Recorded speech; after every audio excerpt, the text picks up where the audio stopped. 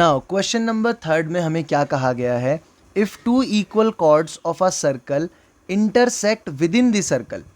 आपके पास ये दो इक्वल कॉर्ड्स हैं जो कि इंटरसेक्ट कर रहे हैं सर्कल के अंदर, तो इन्हें हम नाम दे देते हैं ए बी और सी डी। इंटरसेक्ट कर रहे हैं लेट से ये पॉइंट ई पर, और सेंटर को मैंने नाम दे दिया ओ।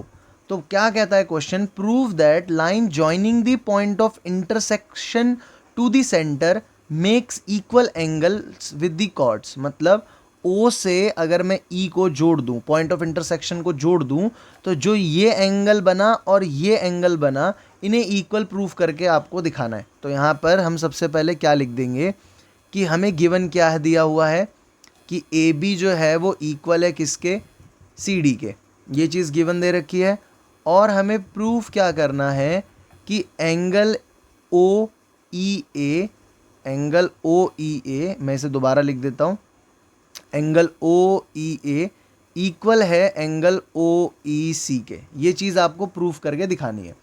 तो सबसे पहले ये सेम डायग्राम, ये सेम फिगर जो है, ये हमने पिछले क्वेश्चन में भी बनाई थी, तो मैं यहाँ पर भी वही सेम कंस्ट्रक्शन कर देता हूँ कि मैंने ओ से अपने कॉर्ड पर क्या बनाया है, एक 90 डिग्री वाला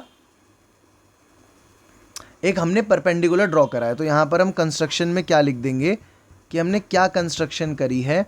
हमने कंस्ट्रक्शन करी है, इस पॉइंट को मैं नाम दे देता हूँ लेट से एक्स, और इसे मैं नाम दे देता हूँ वाई। तो यहाँ पर मैं एक बार साफ से लिख देता हूँ, यहाँ पर हो गया हमारा y। तो यहाँ पर हमने क्या कंस्ट्रक्शन करी है, हमने ओ एक्स को परपेंडिकुलर ड्रॉ करा है ए बी के, और दूसरी कौन सी कंस्ट्रक्शन करी है, हमने ओ वाई को परपेंडिकुलर ड्रॉ करा है हमने सी डी के। ये कंस्ट्रक्शन कर दी। अब हम प्रूफ लिखने जाएंगे, सॉल्यूशन लिखेंगे, तो हमारे पास क्या प्रूफ है। तो सबसे पहले जो एंगल आ रहे हैं वो आपके इन दोनों ट्राइंगल के अंदर आ रहे हैं, एक ओ एक्स ई ट्राइंगल के अंदर आ रहा है और एक हमारा ओ वाई ई ट्राइंगल के अंदर आ रहा है। तो अब इन एंगल्स को हम लिख लेते हैं कि in triangle O E x, और दूसरा कौन सा ट्राइंगल हो जाएगा आपका ओ ई वाई। इन दोनों ट्राइंगल के अंदर अब हमारे पास प्रूफ क्या क्या है। सबसे पहली चीज़ हमें पता है कि ओ E is equal two O ई, दोनों के दोनों क्या हो जाएंगे आपके कॉमन, ये पहली चीज़ हमें पता है। दूसरी चीज़ हमें पता है यहाँ पर कि एंगल ओ एक्स ई, एंगल ओ एक्स ई और एंगल ओ वाई ई, ये दोनों के दोनों कितने डिग्री के हैं, 90 डिग्री के।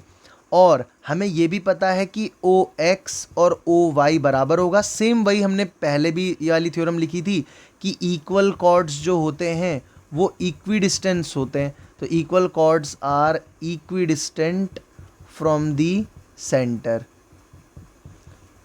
From centre. तो इसकी मदद से मैं ये लिख सकता हूँ कि ट्राइंगल ओ ई एक्स आपका कॉन्ग्रुएंट होगा ट्राइंगल ओ ई वाई के आर एच एस। सेम वही पीछे हमने ऐसा प्रूफ करा था उसके। तो इससे मैं लिख सकता हूँ कि एंगल ओ ई एक्स इक्वल होगा एंगल ओ ई वाई के, और अगर ये इक्वल है तो क्यों है, सी पी सी टी की मदद से। तो यही सेम चीज़ हमें प्रूफ करनी थी। ये जो ओ ई एक्स है यही तो हमारा एंगल ओ ई ए था, और यही एंगल ओ ई वाई हमारा एंगल ओ ई सी था। तो ये चीज़ हमने प्रूफ कर दी, हेंस प्रूफ। अच्छा, एक चीज़ और, अगर आप में से कोई ये सोच रहा हो कि क्या हम ये आर एच एस के अलावा, इन तीनों के अलावा भी कोई और प्रूफ ले सकते थे, तो आप बिल्कुल ले सकते थे। फिर उसके लिए आपको अलग तरीके से ये एक्स ई और वाई ई वाले पार्ट को आप इक्वल निकाल के और वो भी लिख सकते थे कि वो इक्वल है। तो इतनी मेहनत करने की कोई ज़रूरत थी नहीं, इसलिए हमने ऐसा कुछ करा नहीं है। हमने आर एच एस से ही प्रूफ कर दिया इसको, और यहाँ पर जाकर हमारा क्वेश्चन हो गया सॉल्व। ठीक है, now let's move on to question number 4।